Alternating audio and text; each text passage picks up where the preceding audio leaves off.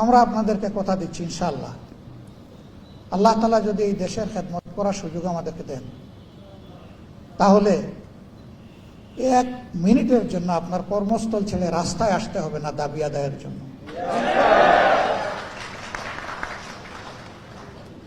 ইনসাফের ভিত্তিতে যার যেটা পাওনা সেটা তার হাতে তুলে দেওয়া হবে।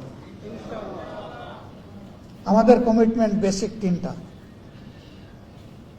নাম্বার 1, আমরা এই ভাঙ্গা চূড়ার শিক্ষা ব্যবস্থা রাখবো না।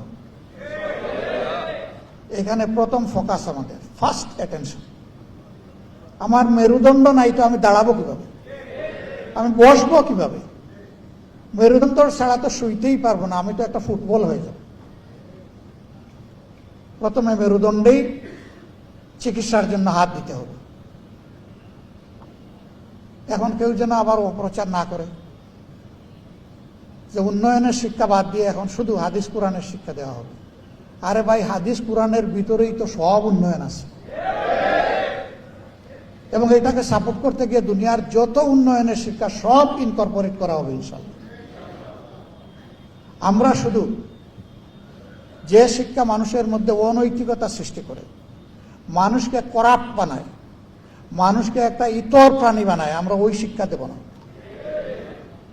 মানুষকে যে শিক্ষা মানুষ বানায়, যে শিক্ষা প্রত্যেকটা মানুষকে সম্মান করতে শেখায়, মর্যাদা দিতে শেখায়, আমরা ইনশাআল্লাহ সেই শিক্ষাটাই আমাদের ছেলে মেয়েদের হাতে তুলে দেব।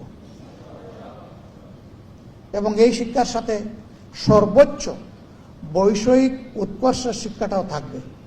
নৈতিক আর বৈষয়িক 2 শিক্ষার মহামিলন হবে ইনশাআল্লাহ, যার ফলে শিক্ষার পাঠ চুকিয়ে একটা ছেলে কিংবা মেয়ে বের হওয়ার পরে তার যোগ্যতা অনুযায়ী সে কাজ পেয়ে যাবে। হয় সে উদ্যোক্তা হবে, না হয় সে সার্ভিসের একটা জায়গা পেয়ে যাবে।